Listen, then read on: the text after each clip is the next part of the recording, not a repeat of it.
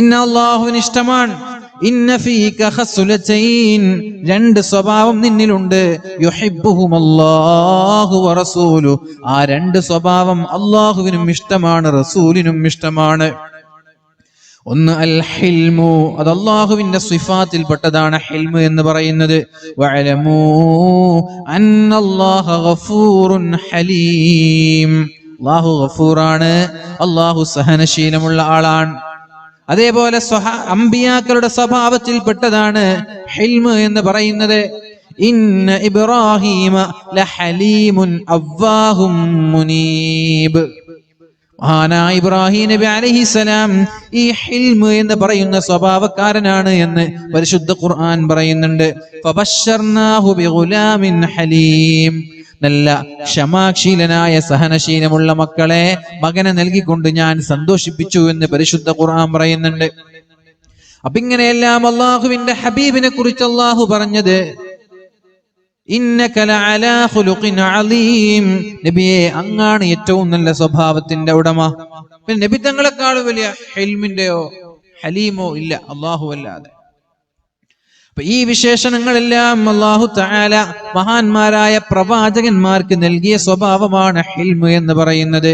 സഹനശീലമുള്ളവരാവുക, എല്ലാവരെയും തിരിച്ച് ആക്രമിക്കാനും തിരിച്ച് ദേഷ്യപ്പെടാനും അടിപിടി കൂടാനും ശണ്ട കൂടാനും തർക്കിക്കാനും നിൽക്കാതെ ക്ഷമാശീലരാവാനും സഹനത്തോടെ ആളുകളോട് പെരുമാറാനും നമ്മൾക്ക് കഴിയണം. അല്ലാഹു റബ്ബ് സുബ്ഹാനഹു വ തആല തൗഫീഖ് നൽകട്ടെ. എങ്കിൽ അല്ലാഹുവും അവന്റെ റസൂലും നമ്മെ ഇഷ്ടപ്പെട്ടു തുടങ്ങും. അങ്ങനെ ഒരു സഹന സ്വഭാവമുള്ള ആളുകളായി നമ്മൾ മാറിയാൽ അല്ലാഹു നമ്മെ ഇഷ്ടപ്പെടാൻ തുടങ്ങും. രണ്ടാമത്തേത് പറഞ്ഞത് വൽ അനാതു, അനാതു എന്ന് പറഞ്ഞാൽ ആലോചിച്ചിട്ടൊരു കാര്യം ചെയ്യുക, സാവധാനത, ധൃതി കൂടാതിരിക്കുക. എടുത്തുചാട്ടത്തിന്റെ നേരെ ഓപ്പോസിറ്റ് ആണ് അനാത്ത് എന്ന് പറയുന്നത്. ഏറ്റവും നല്ല സ്വഭാവമാണ് അനാത്ത് എന്ന് പറയുന്നത്. ഏത് കാര്യങ്ങൾ ചെയ്യുമ്പോഴും ആലോചിച്ച് ചെയ്യാൻ ശ്രമിക്കുക, ധൃതി കൂട്ടാതിരിക്കുക. അൽ അജലതു മിനശ് ശൈത്വാൻ, ഈ ധൃതി കൂട്ടുന്നത് പൈശാചികമാണ്, പിശാചാണ് ധൃതി കൂട്ടുക എന്ന സ്വഭാവം നമ്മളിൽ ഉണ്ടാക്കുന്നത്. ആലോചിക്കാതെ എടുത്തുചാടാനുള്ളൊരു സ്വഭാവം നമ്മളിൽ ഉണ്ടാക്കുന്നത് പിശാചാണ്. അതുകൊണ്ട് പിശാചിൽ നിന്ന് മാറി സാവധാനത്തോടെ ആലോചിച്ച് ഏത് വിഷയങ്ങളിലും ഇടപെടാൻ നമ്മൾക്ക് കഴിയണം. അല്ലാഹു റബ്ബ് സുബ്ഹാനഹു വ തആല തൗഫീഖ് നൽകി അനുഗ്രഹിക്കട്ടെ. റസൂലുള്ളാഹി സ്വല്ലല്ലാഹു അലൈഹി വസല്ലമ തങ്ങൾ പറഞ്ഞ മറ്റൊരു ഹദീസ് ഉണ്ട്.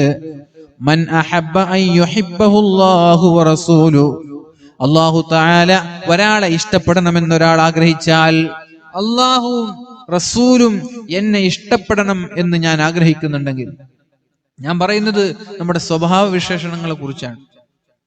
സ്വഭാവം നന്നാവാതെ എത്ര ഇബാദത്ത് ചെയ്തിട്ടും കാര്യമില്ല.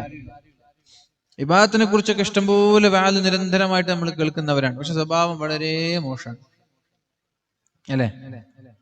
അങ്ങനല്ലേ? സ്വഭാവം നന്നാവാതെ ഒരാൾ ഇബാദത്ത് എടുത്തിട്ട് കാര്യമുണ്ടോ? ഉണ്ടോ? ദുസ്വഭാവിയായ ഒരാൾ അള്ളാഹുവിന് വേണ്ടി ജീവിതം മുഴുവനും ഇബാദത്ത് ചെയ്തിട്ട് വല്ല കാര്യമുണ്ടോ? നിങ്ങൾ ആലോചിക്കാൻ വേണ്ടി പറയാണ്. സൽസ്വഭാവിയായ ഒരു മനുഷ്യന്റെ ഒരണുമണി തൂക്കം നന്മയ്ക്കാണ് ദുസ്വഭാവിയായ ഒരു മനുഷ്യന്റെ കാലാകാലമുള്ള ഇബാദത്തിനേക്കാളും സ്വീകാര്യത അള്ളാഹുവിന് ഇഷ്ടം. മനസ്സിലായോ? സൽസ്വഭാവിയായ ഒരാളുടെ ഒരണുമണി തൂക്കം നന്മയ്ക്കാണ് ദുസ്വഭാവിയായ ഒരു മനുഷ്യന്റെ നിരന്തരമായ ഇബാദത്തുകളെക്കാളും തൂക്കമുള്ളത്, ഘനമുള്ളത്, സ്വീകാര്യതയുള്ളത്. എന്ന് വെച്ച് ചെയ്യുന്ന ഇബാദത്തുകളെല്ലാം കുറക്കണം എന്നാണോ? ആണോ? ഇനി എല്ലാവരും നിസ്കാരവും ഖുർആനും സ്വതക്കൊക്കെ നിർത്തി എല്ലാരോടും അസ്സലാമു അലൈക്കും എന്നൊക്കെ പറഞ്ഞ് പുഞ്ചിരിച്ച് സലാം പറഞ്ഞ് ഇങ്ങനെ ജീവിച്ചാൽ മതി എന്നാണോ? ആണോ? നമ്മളൊക്കെ എന്തിനാ ജീവിക്കുന്നത്? എന്തിനാ നമ്മൾ ജീവിക്കുന്നതിന്റെ ലക്ഷ്യം എന്താ? പാരത്രിക ലോകത്ത് സ്വർഗീയ സുഖങ്ങൾ ആസ്വദിക്കണം. എങ്ങനെ? ഇവിടെ ഇല്ലെങ്കില് ഇല്ലേ?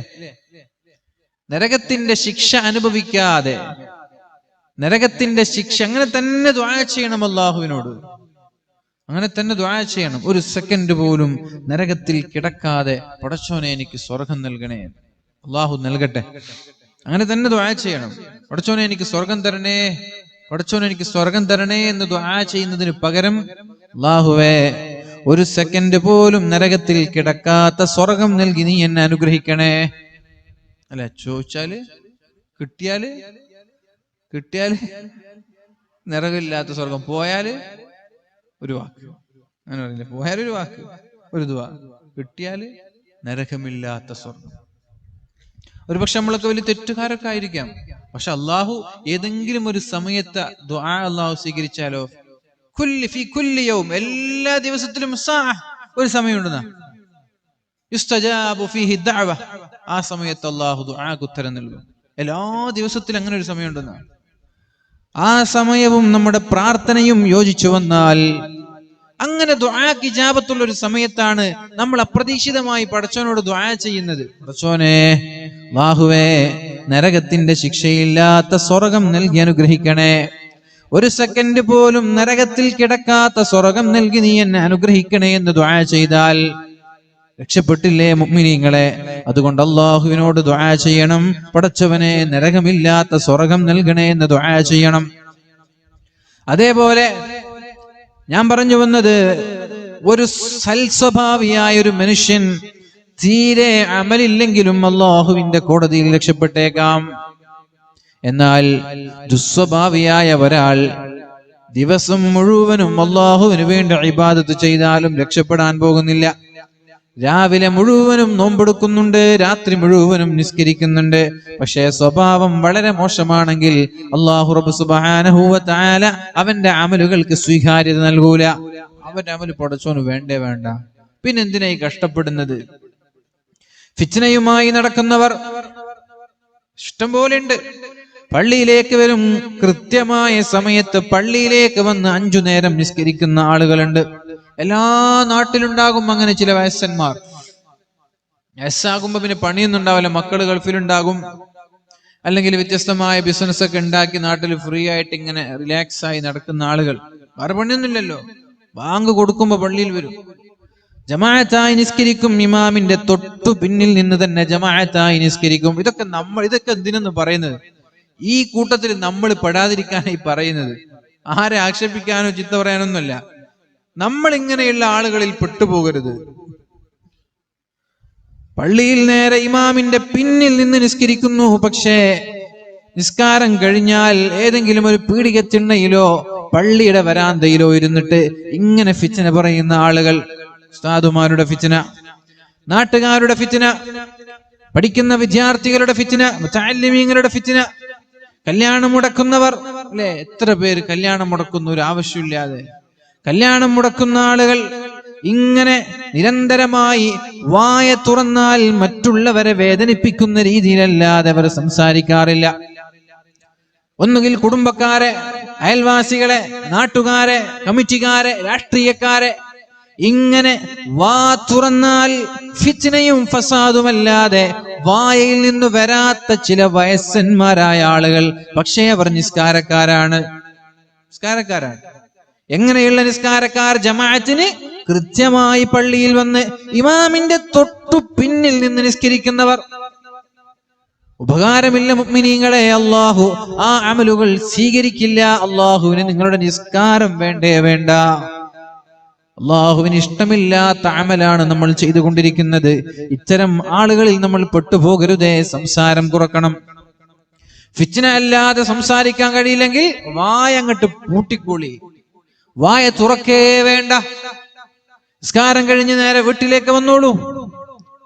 വീട്ടിൽ വന്ന് ഇങ്ങനെ എന്തെങ്കിലും ചെയ്തോളൂ. 4 ആളുകൾ കൂടി സമുദായത്തിലും ജനങ്ങളിലും നാടിലും ഫിത്നയുണ്ടാക്കുകയാണെങ്കിൽ ജീവിതത്തിൽ ചെയ്ത സകല നന്മകളും നശിച്ചു പോകും, ഒന്നുപോലും ബാക്കിയുണ്ടാവൂല. ഏതുപോലെ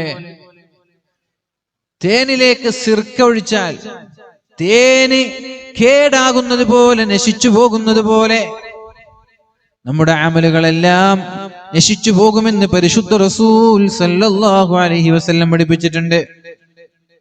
തേനിലേക്ക് സിർക്ക ഒഴിച്ച് നോക്കിയിട്ടുണ്ടോ? ഞാൻ നോക്കിയിട്ടൊന്നുമില്ല. ഉണ്ടോ? തേനിലേക്ക് സിർക്ക ഒഴിച്ചാൽ തേന് കേടാവോ? നിങ്ങളുടെ നാട്ടിൽ തേനും സുർക്കൊന്നും ഇല്ലേ? കേടാവെന്ന് പറയുന്ന ആരെങ്കിലും ഉണ്ടെന്ന് കേൾപ്പോക്കെ? എനിക്കറിയില്ല, അങ്ങനെ ചോദിച്ചാൽ ഒരാളുടെ മതി, തെളിവിന് ഒരാൾ മതി. കേടാവും. അപ്പൊ എങ്ങനെയാണോ നല്ലൊരു തേൻ ഫുള്ള് പറ്റിക്കലാണേ. എനിക്കിപ്പോഴും ഓർമ്മയുണ്ട്, മൂന്നാറിലൊക്കെ പണ്ട് ചെറുപ്പത്തിൽ ടൂറ് പോകുമ്പോ വലിയ വലിയ മരങ്ങളുടെ താഴെ വെച്ചിട്ട് കച്ചവടം ചെയ്യുന്നുണ്ടാവും, ശുദ്ധമായ തേൻ എന്ന് പറഞ്ഞിട്ട്. മുകളിൽ വലിയ തേനീച്ചക്കൂടൊക്കെ ഉണ്ടാവും. നമ്മള് പാവങ്ങള് ശുദ്ധമായ തേനീച്ചക്കൂടാണെങ്കിലും മുകളിലുണ്ട്, ഇവരാണെങ്കിൽ താഴെയാണ്. നല്ല വില കൊടുത്തിട്ട് വാങ്ങിച്ചിട്ട് ടൂറൊക്കെ കഴിഞ്ഞ് വീട്ടിലെത്തുമ്പോൾ ഉണ്ടാകും പഞ്ചസാര. ആ കുപ്പിയുടെ പകുതിയും പഞ്ചസാര ആയിരിക്കും.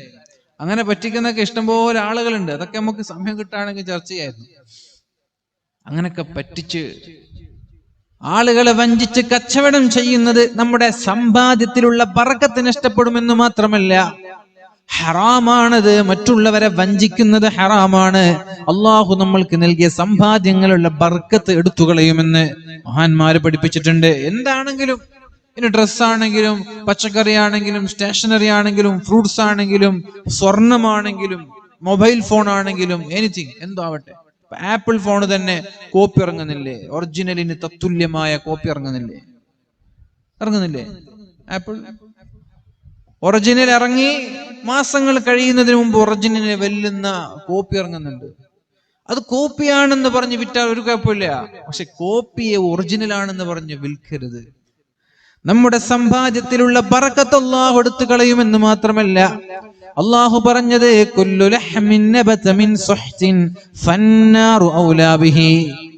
ഹറാമ് തിന്ന് വളർന്ന ഒരാളും നാളെ സ്വർഗത്തിൽ പ്രവേശിക്കില്ല എന്ന് ശഫീഉനാ റസൂലുള്ളാഹി സ്വല്ലല്ലാഹു അലൈഹി വസല്ലം. ഹറാമ് തിന്ന് വളരുന്ന ഒരാളും നാളെ സ്വർഗത്തിൽ കിടക്കുകയേ ഇല്ല എന്നാണ് നബി തങ്ങൾ പഠിപ്പിച്ചത്. നമ്മൾ ഹറാമ് തിന്നാന്ന് പറയുമ്പോൾ എന്താ നമ്മുടെ മനസ്സിലേക്ക് ഓടി വരുന്നത്? അപ്പുറത്തുള്ള ആളെ ഒരു തോട്ടത്തിൽ കയറി, പാടത്ത് കയറി, തെങ്ങിൽ കയറി ഒരു ഇളനീര് പറിച്ച് നമ്മൾ കുടിച്ചു. ഹറാം അല്ലേ? അല്ലെങ്കിൽ ഒരാള് വുളൂ ചെയ്യുന്ന സമയത്ത് ഫോൺ അങ്ങോട്ട് ഇവിടെ മറന്നിരുന്നു, നമ്മളിത് അടിച്ചു മാറ്റിക്കൊണ്ടുപോയി. ഇതിനൊക്കെയാണ് നമ്മൾ ഹറാമ് എന്ന രീതിയിൽ കാണുക. അടിച്ചു മാറ്റല്, മോഷ്ടിക്കലൊക്കെയാണ്. എന്നാൽ കച്ചവടത്തിൽ വരെ ഹറാമുണ്ട്. മറ്റൊരാളെ പച്ചയായി പറ്റിക്കുന്നത്, വഞ്ചിക്കുന്നത്. ഒറിജിനൽ സാധനം, 1 നമ്പർ സാധനം എന്നൊക്കെ പറഞ്ഞിട്ടാ ആളുകൾക്ക് കച്ചവടം ചെയ്യാം. ഡ്യൂപ്ലിക്കേറ്റ് ആയിരിക്കും. ഏതൊരു വസ്തുവിന്റെയും കോപ്പി ഇറങ്ങുന്നുണ്ട്. കോപ്പി പ്രശ്നമില്ല. കോപ്പി വരെ അവരുടെ സമ്മതമില്ലാതെ ഉണ്ടാക്കാൻ പാടില്ല. കോപ്പിറൈറ്റ് ഇല്ലേ? കോപ്പിറൈറ്റ്. ഒരു സിനിമ ഇറങ്ങുന്നു, ചില ആളുകൾ തിയേറ്ററിൽ പോയിട്ട് റെക്കോർഡ് ചെയ്യുന്നു, പുറത്തു വെക്കുന്നു, പിടിച്ച കേസാണത്. അതേപോലെ അഡിഡാസ്, പ്യൂമ ഇതുപോലെയുള്ള കമ്പനികളുടെ ഒക്കെ കോപ്പി അവരുടെ സമ്മതമില്ലാതെ ഉണ്ടാക്കാൻ പാടില്ല. ഇല്ലീഗലാണ്, തെറ്റാണ്. ഇനി തെറ്റ് എന്നുള്ളത് പോട്ടെ, ഇതിനെ ഒറിജിനൽ ആണെന്ന് പറഞ്ഞ് വിറ്റാലോ? ഇങ്ങനെയൊക്കെ സമ്പത്തുണ്ടാക്കി, ഇങ്ങനെയൊക്കെ പൈസയുണ്ടാക്കി, വീട് വെച്ചിട്ടെന്ത്, വാഹനം വാങ്ങിച്ചിട്ടെന്ത്, സ്ഥാപനങ്ങളിലേക്ക് സ്വതക്ക നൽകിയിട്ടെന്ത്? സമ്പാദ്യം ഹലാലാവാൻ, സമ്പാദ്യം മുഴുവനും ഹലാലാവാൻ, ഹറാമ് കലരാതിരിക്കാൻ നമ്മൾ ശ്രമിക്കണം. അല്ലാഹു തൗഫീഖ് ചെയ്യട്ടെ, അല്ലാഹു തൗഫീഖ് നൽകട്ടെ. ആമീൻ എന്ന് പറഞ്ഞിട്ട് കാര്യമില്ല. നമ്മുടെ സമ്പാദ്യങ്ങളിലേക്ക് ഹറാമ് കലരാതിരിക്കാൻ സൂക്ഷ്മത പുലർത്തണം. റസൂലുള്ളാഹി സ്വല്ലല്ലാഹു അലൈഹി വസല്ലമ തങ്ങൾ പറഞ്ഞു, മൻ അഹബ്ബ അൻ യുഹിബ്ബഹുല്ലാഹു വറസൂലുഹു. നിങ്ങളിൽ ആർക്കാണ് അള്ളാഹുവിന്റെയും റസൂലിന്റെയും ഇഷ്ടം വേണമെന്ന് ആഗ്രഹിക്കുന്നവരാരാ? എന്നെ അള്ളാഹ് ഇഷ്ടപ്പെടണം, എന്നെ റസൂൽ ഇഷ്ടപ്പെടണം എന്ന് ആഗ്രഹിക്കുന്നവരാരാ? ആർക്കാ ഇഷ്ടമില്ലാത്തത്? അല്ലെ? അള്ളാഹുവും അവന്റെ റസൂലും ഇഷ്ടപ്പെട്ടാൽ ഭൂമിയിൽ അവർക്ക് അംഗീകാരം ലഭിക്കുമെന്ന് ഫയൂളഉ ലഹുൽ ഖബൂലു ഫിൽ അർളി. ഭൂമിയിൽ അംഗീകാരം, ജനങ്ങളൊക്കെ അവരെ അംഗീകരിക്കും, ജനങ്ങളൊക്കെ ബഹുമാനിക്കും. സ്ഥാനമാനങ്ങൾക്ക് വേണ്ടി, അധികാരങ്ങൾക്ക് വേണ്ടി നമ്മൾ പോകേണ്ട ആവശ്യമില്ല. നമ്മുടെ പിന്നാലെ അധികാരവും സ്ഥാനമാനങ്ങളും നമ്മൾ വേണ്ട എന്ന് പറഞ്ഞ് കൈയൊഴിഞ്ഞാലും നമ്മെ തേടി വരും. എപ്പോൾ അള്ളാഹുവും അവന്റെ റസൂലും നമ്മെ ഇഷ്ടപ്പെട്ടാൽ. മനസ്സിലായോ? പടച്ചോന് നമ്മളോട് ഇഷ്ടമുണ്ടായാൽ, ഹബീബിന് നമ്മളോട് ഇഷ്ടമുണ്ടായാൽ ഓട്ടോമാറ്റിക്കലി അധികാരവും പണവും സമ്പത്തും സ്ഥാനമാനങ്ങളും എല്ലാം നമ്മുടെ പിന്നാലെ വരും. ദുനിയാവിനെ നമ്മൾ എത്ര തൊലാഖ് ചൊല്ലി അവഗണിക്കാൻ ശ്രമിച്ചാലും നമ്മൾ ഈ ദുനിയാവ് വേണ്ട എന്ന് വിചാരിച്ചാലും നമ്മുടെ പിന്നാലെ വരും. റസൂലുള്ളാഹി സ്വല്ലല്ലാഹു അലൈഹി വസല്ലമ തങ്ങൾ പറയുന്നത്, അല്ലാഹുവിന്റെ ഇഷ്ടം കരസ്ഥമാക്കാൻ നമ്മൾ ചെയ്യേണ്ടത് ഫൽയസ്ദുഖിൽ ഹദീസ, സത്യം മാത്രം പറയുക. ഇതാണ് കേട്ടോ ജീവിതത്തിൽ ഏറ്റവും രക്ഷപ്പെടാനുള്ള വഴി. ഇതാണ്. അവിടെ തഹജ്ജുദൊന്നുമില്ല. തഹജ്ജുദല്ല, പിന്നെ ഇത് ശരിയായ ശേഷമാണ് തഹജ്ജുദിനൊക്കെ പ്രസക്തി ഉള്ളത്. ഇത് ശരിയായില്ലെങ്കിൽ തഹജ്ജുദൊന്നും കൊണ്ട് കാര്യം ഉണ്ടാവില്ല. ഫൽയസ്ദുഖിൽ ഹദീസ, നമ്മുടെ സംസാരം സത്യസന്ധമാവണം. കള്ളം പറഞ്ഞ് നുണ പറഞ്ഞ് ജനങ്ങളെ പറ്റിച്ച് സംസാരിക്കുന്നവർ ഒരിക്കലും അല്ലാഹുവിന്റെയും അവന്റെ റസൂലിന്റെയും ഇഷ്ടക്കാരല്ല. നുണ പറയാനേ പാടില്ല. അൽ മുഅ്മിനു ലാ യക്ദിബ്, ഒരു മുഅ്മിനിന്, ഒരു സത്യവിശ്വാസിക്ക് കളവ് പറയാൻ കഴിയില്ല. നമ്മളൊക്കെ മുഅ്മിനാവോ? ഒരു സത്യവിശ്വാസിക്ക് കളവ് പറയാൻ കഴിയില്ല. ഒരു മുഅ്മിനിന് കളവ് പറയാൻ കഴിയില്ല. അൽ മുഅ്മിനു ലാ യക്ദിബ്, ഒരു വിശ്വാസി കളവ് പറയൂല. ഈ കൂട്ടത്തിൽ കളവ് പറഞ്ഞിട്ടില്ല എന്ന് ഉറപ്പ് പറയാൻ ആർക്കാ കഴിയാ? ജീവിതത്തിൽ ഇന്ന് വരെ ഞാൻ നുണ പറഞ്ഞിട്ടില്ല ആർക്കാ കഴിയാ? ഉമ്മയോട്, ഉപ്പയോട്, ടീച്ചേഴ്സിനോട്. ആ കയ്യെല്ലാം പൊക്കുന്നുണ്ടല്ലോ, മാഷാ അല്ലാഹ്. ഉള്ളത് തന്നെ ഇപ്പൊ, അല്ലെങ്കിൽ കടിഞ്ഞു പോക്കിയതാ? അങ്ങനെ ആർക്കും കഴിയുന്നില്ല പറയാൻ. ഞാൻ ജീവിതത്തിൽ നിന്നൊരു കളവ് പറഞ്ഞിട്ടില്ല. ഞാൻ ഏതോ ഒരു സദസ്സിൽ എപ്പോഴോ എന്ന് പറഞ്ഞപ്പോ ആരോ ഒരാൾ കൈ പൊക്കിയിട്ടുണ്ട്, കളവ് പറഞ്ഞിട്ടില്ല. അൽഹംദുലില്ലാ. അതൊക്കെ നമ്മൾ ചിലപ്പോൾ കളവ് പറയാത്ത ആളുകൾക്ക് ഉണ്ടോ ഇല്ലെന്ന് അറിയില്ല. പക്ഷെ അവർക്ക് തന്നെ അറിയില്ല ഞാൻ കളവ് പറഞ്ഞിട്ടുണ്ടോ ഇല്ലേ. കൈ പൊക്കണമെങ്കിൽ ഉറപ്പ് വേണ്ടേ ഞാൻ കളവ് പറഞ്ഞിട്ടില്ല. ആ ഉറപ്പ് കിട്ടാന്ന് പറഞ്ഞാൽ തന്നെ വലിയ കാര്യമല്ലേ. ഇനിയെങ്കിലും സൂക്ഷിക്കുക. നമ്മുടെ തമാശകളിൽ ഇങ്ങനെ സുഹൃത്തുക്കളോടൊക്കെ പറയുന്ന കളവല്ല ഞാൻ ഉദ്ദേശിച്ചത്. നമ്മുടെ കളവ് കൊണ്ട് മറ്റൊരാളെ പറ്റിക്കുന്നത് അല്ലെങ്കിൽ മറ്റൊരാൾക്ക് ഒരു ഷർറുണ്ടാവുന്നത് പ്രത്യേകിച്ച് സൂക്ഷിക്കുക. കളവ് പറയാനേ പാടില്ല. കളവ് പറയുമ്പോൾ തന്നെ ഈ തമാശക്കൊക്കെ ഫ്രണ്ട്സിനോട് ചിരിക്കാനൊക്കെ നമ്മൾ പറയും, അത് പാടില്ല എന്നാണ്. ഇൻ കേസ് അങ്ങനെ നമ്മൾ പറയുമ്പോൾ വരെ മറ്റൊരാളെ ഹാം ചെയ്യാതെ, മറ്റൊരാളെ വേദനിപ്പിക്കാത്ത രീതിയിൽ നമ്മുടെ ഈ നുണ കൊണ്ട്, നമ്മുടെ ഈ കളവ് കൊണ്ട് മറ്റുള്ളവർക്ക് ഒരു പ്രയാസം ഉണ്ടാവാൻ പാടില്ല എന്ന് പറഞ്ഞ് കളവ് പറയാനുള്ള സർട്ടിഫിക്കറ്റ് ഞാൻ നിങ്ങൾക്ക് തന്നതല്ല.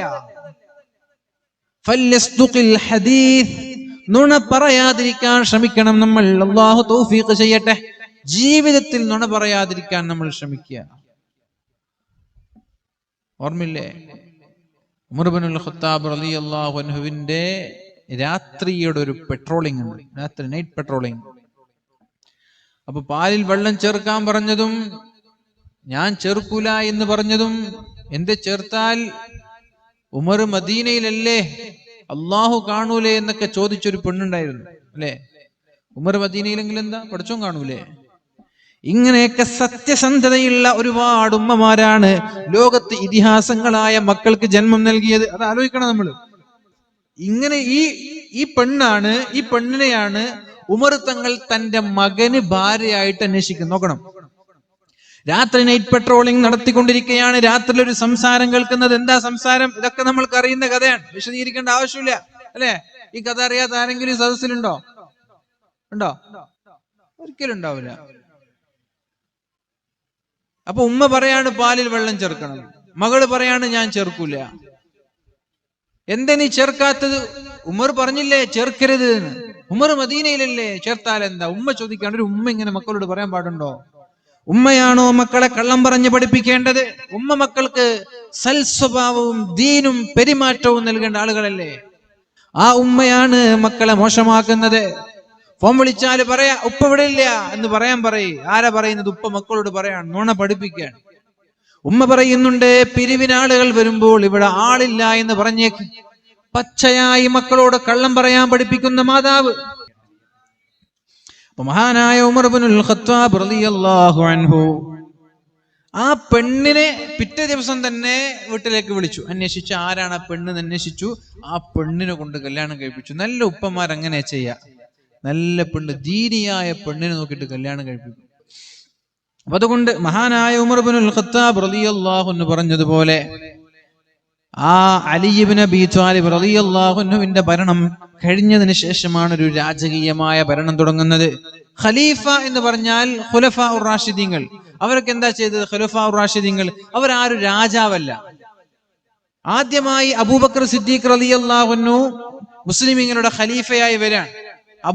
അബൂബക്കർ തങ്ങൾ ചോദിച്ചു വാങ്ങിയതല്ല. എന്നെ ഖലീഫയാക്കണമെന്ന് ആളുകൾക്കിടയിൽ നോട്ടുകെട്ടുകൾ വാരി എറിഞ്ഞ് പൈസ എറിഞ്ഞിട്ട് ഖലീഫയായതല്ല, നിർബന്ധിപ്പിച്ച് പിടിച്ച് ഖലീഫയാക്കിയതാണ്. അപ്പൊ ഒരു പ്രസംഗം ഉണ്ടായിരുന്നു, എന്റെ ഭാഗത്ത് തെറ്റു വന്നാൽ നിങ്ങൾ എന്നെ തിരുത്തണം.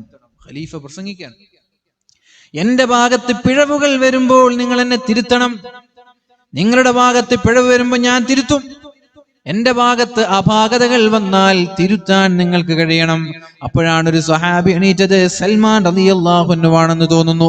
ഈ വാളുകൊണ്ട് ഞങ്ങൾ നിങ്ങളെ ശരിപ്പെടുത്തും എന്ന് പറഞ്ഞു. ഈ വാളുകൊണ്ട് നിങ്ങളെ ശരിപ്പെടുത്തും തെറ്റ് സംഭവിച്ചാൽ. അപ്പൊ ഇങ്ങനെയായിരുന്നു ഖലീഫമാർ. അവർക്ക് ഖലീഫമാരുടെ തെറ്റ് ചൂണ്ടിക്കാണിക്കാം, അവരെ ചോദ്യം ചെയ്യാം. 2 വർഷത്തെ ഭരണത്തിന് ശേഷം സിദ്ദീഖ് തങ്ങൾ തന്നെ വസിയ്യത്തായി ഉമറിനെ ഭരണാധികാരിയാക്കണമെന്ന് പറഞ്ഞു. ഉമർ തങ്ങളെ ഭരണാധികാരിയാക്കി. ഉമർ തങ്ങളും ഇത് തന്നെയാണ് പറഞ്ഞത്, എന്റെ ഭാഗത്ത് തെറ്റുകൾ വന്നാൽ നിങ്ങൾ തിരുത്തണം. ബൈത്തുൽ മുഖദ്ദസ് അല്ലാഹുവിന്റെ ഹബീബിന്റെ ഖലീഫയായ ഉമർ തങ്ങൾ കീഴടക്കാൻ പോകുമ്പോൾ കീറിപ്പറിഞ്ഞ കുപ്പായമാണ് ഉമർ തങ്ങൾ ധരിച്ചിട്ടുള്ളത്. ബൈത്തുൽ മുഖദ്ദസ് കീഴടക്കാൻ പോവാണ്, ഫലസ്തീനിലേക്ക്. ബൈത്തുൽ മുഖദ്ദസ് വർഷങ്ങളോളം ജൂതന്മാരുടെ കയ്യിൽ. ആ ബൈത്തുൽ മുഖദ്ദസിലേക്ക് മഹാനായ ഉമർ ഇബ്നുൽ ഖത്താബ് റളിയല്ലാഹു അൻഹു പോകുമ്പോൾ കീറി പറഞ്ഞ വസ്ത്രം ധരിച്ചിട്ടാണ് പോകുന്നത്. അപ്പൊ കൂടെയുള്ള ആളുകളൊക്കെ പറഞ്ഞു, എന്താ ഒരു ബൈത്തുൽ മുഖദ്ദസ് കീഴടക്കാൻ പോവില്ലേ, നല്ലൊരു കുപ്പായിട്ടൂടെ? വെള്ളിയാഴ്ച ജുമയിൽ ഉസ്താദ് ഖതീബ് ഉസ്താദ് ചോദിക്കാണ്, വെള്ളിയാഴ്ച ജുമയ്ക്കെങ്കിലും ഒരു നല്ല ഡ്രസ് ഇട്ടൂടെ? പള്ളിയിലേക്ക് വരുമ്പോ മറ്റുള്ള ദിവസങ്ങൾ നിങ്ങൾ കള്ളിത്തുണി ടീഷർട്ടൊക്കെ ഇട്ട് പള്ളിക്ക് പോകും. ഒരു വെള്ളിയാഴ്ച ആകുമ്പോ ഒന്ന് കുളിച്ച് ഫ്രഷായി അല്ലെ അയണൊക്കെ ചെയ്ത് ഒന്ന് കുളിച്ചിട്ട് പോയി കൂടെ പള്ളിക്ക്, അങ്ങനെ ചോദിക്കൂലേ? പെരുന്നാളിനെങ്കിലും ഒരു നല്ല ഡ്രസ് ഇട്ടൂടെ? ഒന്നുമില്ലെങ്കിലും പഠിച്ചിട്ട് ഒരു കോഴ്സ് പൂർത്തിയായി അവാർഡ് കിട്ടാൻ വേണ്ടി പോവാണ്, സർട്ടിഫിക്കറ്റ് വാങ്ങാൻ വേണ്ടി പോവാണ്, ഇപ്പോഴെങ്കിലും നല്ലൊരു കുപ്പായിട്ടൂടെ?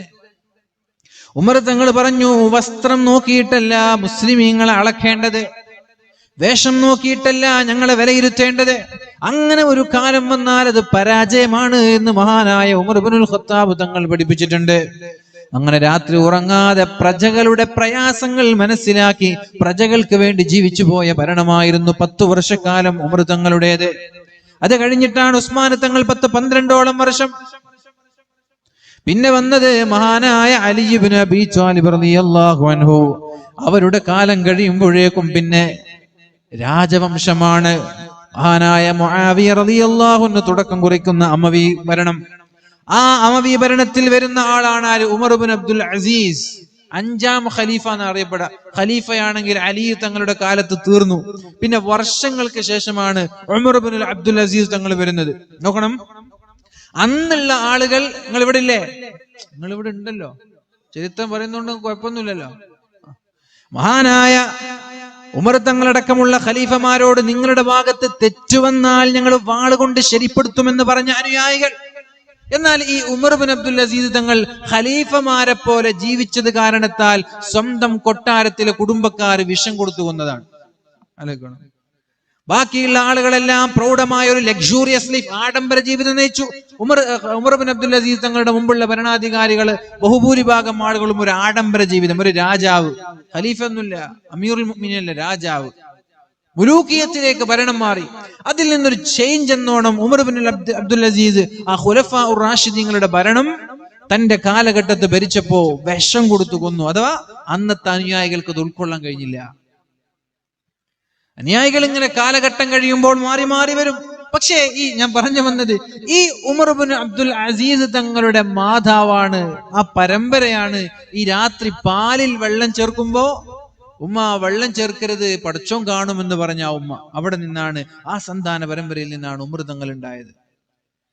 ഇതിഹാസങ്ങൾക്ക് ജന്മം നൽകിയത് നല്ല ഉമ്മമാരാണ്, സത്യസന്ധരായ ഉമ്മമാർ, നിഷ്കളങ്കരായ ഉമ്മമാർ, കള്ളം പറഞ്ഞ് ശീലമില്ലാത്തവർ, നിസ്കാരം ഉപേക്ഷിച്ച് ശീലമില്ലാത്തവർ, ഫിത്നയുണ്ടാക്കി ശീലമില്ലാത്തവർ, അള്ളാഹുവിനെ ഓർത്ത് അള്ളാഹുവിനെ വഴിപ്പെട്ട് ജീവിക്കുന്ന, സംസാരത്തിൽ സൂക്ഷ്മത പാലിക്കുന്നവർ, ഇടപാടിൽ സൂക്ഷ്മത പാലിക്കുന്നവർ, ഇങ്ങനെ ഹൃദയം കൊണ്ട് പടച്ചവനെ വഴിപ്പെടുന്ന ആ ഉമ്മമാരിൽ നിന്നെ നല്ല തഖ്വയുള്ള അള്ളാഹുവിനെ പേടിയുള്ള ഇതിഹാസങ്ങളായ മക്കൾ ഉണ്ടാവുള്ളൂ എന്ന് എന്റെ പ്രിയപ്പെട്ട ഉമ്മമാരെ നിങ്ങൾ ആലോചിക്കണം. വെറുതെ ദുആ ചെയ്തത് കൊണ്ടായില്ല. എന്താ ദുആ ചെയ്തുകൊണ്ട് കിട്ടോ? എങ്ങനെ ദുആ സ്വീകരിക്കും? എങ്ങനെ ദുആ സ്വീകരിക്കും? ദുആ സ്വീകരിക്കാനുള്ള എന്ത് മാനദണ്ഡമാണ് നമ്മുടെ കയ്യിലുള്ളത്? രാവിലെ മുതൽ വൈകുന്നേരം വരെ കരഞ്ഞാലും അല്ലാഹു ദുആ സ്വീകരിക്കുമെന്ന് ആരും വിചാരിക്കണ്ട. അതിനുള്ള മാനദണ്ഡം നമ്മുടെ കയ്യിലുണ്ടാവണം. ഒന്നാമത്തെ മാനദണ്ഡം ഖൽബുൻ സലീം, സംശുദ്ധ ഹൃദയം ഉണ്ടാവണം. പകയും വെറുപ്പുമില്ലാത്ത ഹൃദയം, ആളുകളോട് കുരുഷ്ടും കുറുമ്പുമില്ലാത്ത ഹൃദയം, വെറുപ്പില്ലാത്ത ഹൃദയം, ചൊടിയും പകയും വൈരാഗ്യവുമില്ലാത്ത ഹൃദയം. ഖൽബുൻ സലീം, ഹൃദയശുദ്ധിയില്ലാത്ത ആളുകളുടെ ദുആഇനും ഉത്തരം ലഭിക്കില്ല. മുഅ്മിനീങ്ങളെ, അല്ലാഹു നമ്മുടെ ഖൽബ് ശുദ്ധീകരിച്ചു തരട്ടെ. അല്ലാഹുവിനെ ഭയപ്പെടുന്നവരിൽ അല്ലാഹു നമ്മെ ഉൾപ്പെടുത്തട്ടെ. ഫഫല്യസ്ദുഖിൽ ഹദീസ്, സത്യം മാത്രം പറയാൻ ശ്രമിക്കണം, കളവ് പറയരുത്.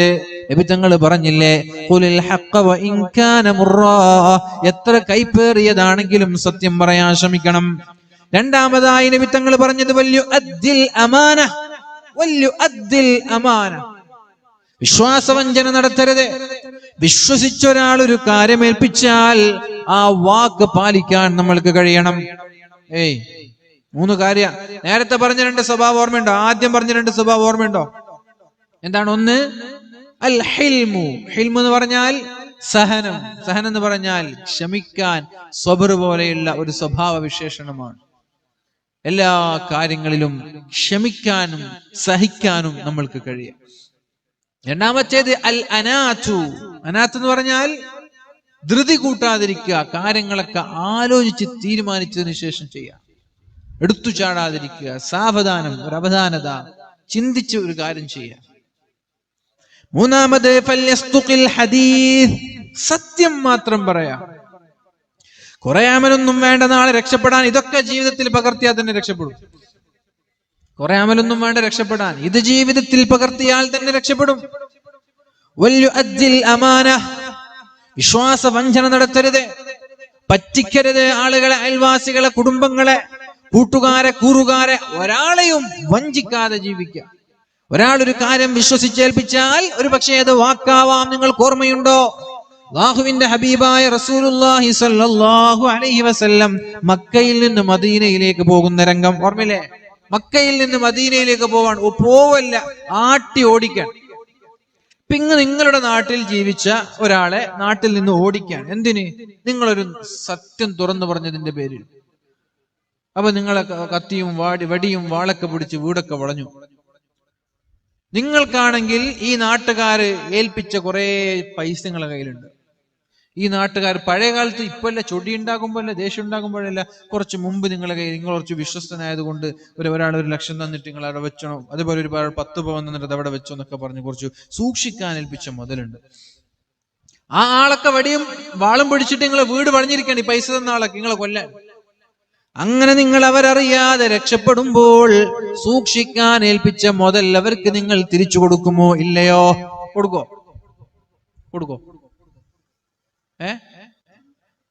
നിങ്ങൾ നാദാപുരക്കാർ ഒരു പക്ഷെ നല്ല മനുഷ്യന്മാരായിരിക്കും, നിങ്ങൾ കൊടുക്കുമായിരിക്കും അല്ലെ? കൊടുക്കോ? നിങ്ങളെ അടിച്ചോടിക്കണം. ആര്? സൂക്ഷിക്കാൻ വേണ്ടി ഒരൽപ്പം ഒരു 10,000 രൂപ തന്ന ഒരാൾ തന്നെ നിങ്ങൾ അടിച്ചോടിക്കാൻ. അങ്ങനെ ഒരാളുടെ ക്യാഷ് നിങ്ങൾ തിരിച്ചു കൊടുക്കുവോ? ഇല്ല. അല്ലാഹുവിന്റെ ഹബീബിനെ വധിക്കാൻ വേണ്ടി വീട് വളഞ്ഞു. നബി തങ്ങളെ കണ്ടാൽ കൊല്ലണം, കൊന്നാൽ 100 ഒട്ടകം സമ്മാനം. കൊന്നവർക്ക് 100 ഒട്ടകമാണ് സമ്മാനം. 100 ഒട്ടകം എന്ന് പറഞ്ഞാല് ഒരു 100 കാറിന്റെ സ്ഥാനത്തെത്തി. 100 കാർ, 10 കാർ, 2 കാറുണ്ടെങ്കിൽ നമ്മൾ വലിയ മുതലാളി എന്നാ പറയാ. 100 ഒട്ടകം എന്ന് പറഞ്ഞാൽ 100 കാറിന്റെ സ്ഥാനത്തെത്തി. ഒട്ടകം എന്ന് പറഞ്ഞാൽ അന്നത്തെ ഏറ്റവും മുന്തിയ ഒരു വാഹനമാണ്. ഇന്നത്തെ സാധാ സ്വിഫ്റ്റും ആൾട്ടൊന്നും കാണണ്ട, നല്ല മുന്തിയ വാഹനം തന്നെ ആയിട്ട് കണ്ടോ. 100 ഒട്ടകം സമ്മാനമായി ലഭിക്കുമെന്ന് പറഞ്ഞപ്പോ വാളും പിടിച്ച് എല്ലാരും ഇറങ്ങി. നബി തങ്ങളുടെ കയ്യിൽ ഒരുപാട് ആളുകൾ സൂക്ഷിക്കാൻ വേണ്ടി ഒരുപാട് മുതലേൽപ്പിച്ചിട്ടുണ്ടായിരുന്നു. അള്ളാഹുവിന്റെ ഹബീബ് മഹാനായ അലി തങ്ങളോട് പറഞ്ഞു, ഞാനും സിദ്ദീഖും മദീനയിലേക്ക് പോവുക. ഇതാണ് വാക്ക് സൂക്ഷിക്കാന്ന് പറഞ്ഞത്. ഞാനും സിദ്ദീഖും മദീനയിലേക്ക് പോവാൻ. അതുകൊണ്ട് എന്നെ ഒരുപാട് ആളുകൾ ഏൽപ്പിച്ച സമ്പാദ്യങ്ങളുണ്ട്, സൂക്ഷിക്കാൻ ഏൽപ്പിച്ച മുതലുണ്ട്, അതെല്ലാം കൊടുത്തു വീട്ടാതെ നീ മദീനയിലേക്ക് വരാൻ പാടില്ല എന്ന് പറഞ്ഞ് മഹാനായ അലി തങ്ങളെ ഏൽപ്പിച്ചിട്ടാണ് അള്ളാഹുവിന്റെ ഹബീബ് മദീനയിലേക്ക് പോകുന്നത്. അതാണ് പറഞ്ഞത് വല്യു അജ്ജിൽ അമാന, സൂക്ഷിക്കാൻ ഏൽപ്പിച്ചാൽ ആ സൂക്ഷിപ്പ് മുതലിനെ തിരിച്ചു കൊടുക്കട്ടെ, അമാനത്തിനെ സൂക്ഷിക്കട്ടെ, അമാനത്തിൽ വഞ്ചന നടത്തരുത്, വിശ്വാസവഞ്ചന നടത്തരുത്. ഇതൊക്കെ അള്ളാഹുവിനും റസൂലിനും ഇഷ്ടപ്പെടാനുള്ള വഴികളാണ്. പിന്നെ മൂന്നാമതായി പറഞ്ഞു വലാ യുഅ്ദി ജാറ, അയൽവാസികളെ ദ്രോഹം ചെയ്യരുത്, അയൽവാസികളോട് മോശമായി പെരുമാറരുത്, അയൽവാസികളെ ശല്യം ചെയ്യരുത്. അയൽവാസി ആരായിക്കോട്ടെ, അയൽവാസി മുസ്ലിം ആയിക്കോട്ടെ, നോൺ മുസ്ലിം ആയിക്കോട്ടെ, കുടുംബക്കാരായിക്കോട്ടെ, നിങ്ങളുടെ നാട്ടുകാരായിക്കോട്ടെ, തറവാടോ പേരോ പ്രശസ്തിയോ മതമോ വർണ്ണമോ വർഗമോ നോക്കാതെ അയൽവാസികൾ ആരായാലും അവരെ ദ്രോഹിക്കാതിരിക്കലാണ് അള്ളാഹുവും അവന്റെ റസൂലും ഇഷ്ടപ്പെടാനുള്ള വഴി. അയൽവാസികളോട് മാന്യമായി പെരുമാറണം. വാക്കുകൾ കൊണ്ട് അയൽവാസികളെ ദ്രോഹിക്കരുത് എന്ന് പ്രത്യേകം പറയാൻ ഞാൻ ആഗ്രഹിക്കുകയാണ് എന്റെ പ്രിയപ്പെട്ട ഉമ്മമാരോട്. ഒരു കല്യാണം കഴിഞ്ഞു വന്നാൽ, ഒരു ഫംഗ്ഷൻ കഴിഞ്ഞു വന്നാൽ, ഒരു സൽക്കാരം കഴിഞ്ഞു വന്നാൽ അപ്പുറത്തുള്ള വീട്ടുകാരും ഇപ്പുറത്തുള്ള വീട്ടുകാരും ഇരുന്ന് പരസ്പരം പച്ചമാംസം തിന്നുന്നൊരു സ്വഭാവം നമ്മളിൽ ഉണ്ടാവരുത്. അയൽവാസികളെ ശല്യം ചെയ്യാതിരിക്കട്ടെ എന്ന് ഷഫീഉനാ റസൂലുള്ളാഹി. നമുക്ക് സ്ഥലമുണ്ടോ? അയൽവാസിക്ക് വണ്ടി പോവാൻ സ്ഥലമില്ലേ? ഒന്ന് കൊടുത്തേക്ക്. ഒരു പക്ഷേ നാളെ സ്വർഗം ലഭിക്കുന്നത് അതുകൊണ്ടായിരിക്കും. ഒന്നുമില്ല, ഞാൻ എത്രയോ സ്ഥലത്ത് അനുഭവിക്കാറുണ്ട്. ഭക്ഷണം കഴിക്കാനൊക്കെ പോകുമ്പോ വണ്ടി ഇങ്ങനെ മുട്ടിയില്ല, തട്ടിയില്ല എന്ന രീതിയിൽ ഇങ്ങനെ പോകണം. സിറാത്ത് പാലത്തിലൂടെ കടന്നു പോകുന്നത് പോലെ ഇഷ്ടംപോലെ അനുഭവങ്ങൾ ഉണ്ടാവാറുണ്ട്. സംഘാടകർക്ക് എന്താ, വണ്ടിയിൽ സ്ക്രാച്ച് ആയാലും നമ്മളല്ല പൈസ കൊടുത്ത് ശരിയാക്കണ്ടേ? എന്നാൽ എന്താ പ്രശ്നം? എന്താ, മതില് കുറച്ച് ഇങ്ങോട്ട് കെട്ടി, ഇയാള് കുറച്ച് ഇങ്ങോട്ടും കെട്ടി. ഇവരാണെങ്കിലും വല്ലാതെ കൺജസ്റ്റഡ് ആയിട്ട് പോകേണ്ട ഒരവസ്ഥ. എത്ര കാലം ഈ അയൽവാസികൾ കുടുംബക്കാരൊക്കെ വരുമ്പോ ഈ മതിലുള്ളവരെയും പ്രാഗിക്കൊണ്ടല്ലേ പോവാ? അല്ലേ? നിങ്ങൾ പറ, നിങ്ങൾ തന്നെ സ്ഥലമാണത്, ശരിയാണ്, നിങ്ങൾ തന്നെ സ്ഥലമാണ്. പക്ഷെ ഈ വഴിയിലൂടെ പോകുമ്പോ സ്വാഭാവികമായിട്ട് ഈ ഒരു മതിലൊരു അല്പം അപ്പുറത്ത് കിട്ടിയിരുന്നെങ്കിൽ, പൈസ വാങ്ങിച്ചോ, ഇപ്പുറത്ത് കുറച്ച് ഇപ്പുറം കിട്ടിയിരുന്നെങ്കിൽ. ഞാൻ ചോദിക്കട്ടെ, ഇതാണ് നമ്മുടെ ഒരു ബൗണ്ടറി എങ്കിൽ, ഇത് നമ്മുടെ ബൗണ്ടറി ആണെങ്കിൽ ഇവിടെ വെച്ച് കല്ല് നമ്മൾ കിട്ടും. ഈ കല്ല് ഇവിടുന്ന് കുറച്ച് ഇങ്ങോട്ട് വെച്ചതുകൊണ്ട് ഇത്ര ഒരു സ്പേസ് നഷ്ടപ്പെട്ടത് കൊണ്ട് നമുക്ക് എന്താണ് നഷ്ടപ്പെടാൻ പോകുന്നത്? ഒന്നും നഷ്ടപ്പെടില്ലല്ലോ. നമ്മൾ ആലോചിക്കുമ്പോൾ എന്തെങ്കിലും നഷ്ടപ്പെടുമോ? ഒരു കല്ല് ഇങ്ങോട്ട് മാറ്റി വെച്ചത് കൊണ്ട് നമ്മൾക്ക് എന്തെങ്കിലും നഷ്ടപ്പെടുമോ? ഒരു സെന്റ് പോലും പോവില്ലല്ലോ. എന്നാലും നമ്മളത് കൊടുക്കൂല.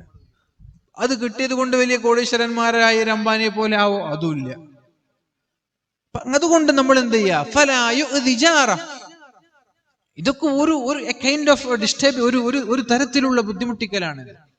നിങ്ങൾ തന്നെ സ്ഥലമാണ്, നമ്മുടെ സ്വന്തം സ്ഥലമാണ്. എങ്കിലും നമ്മുടെ അയൽവാസിക്ക് ബുദ്ധിമുട്ടായി തോന്നിയാൽ സഹകരിക്കാൻ നമ്മൾ തയ്യാറാവുക. അതൊക്കെ നാളെ സ്വർഗം കിട്ടും.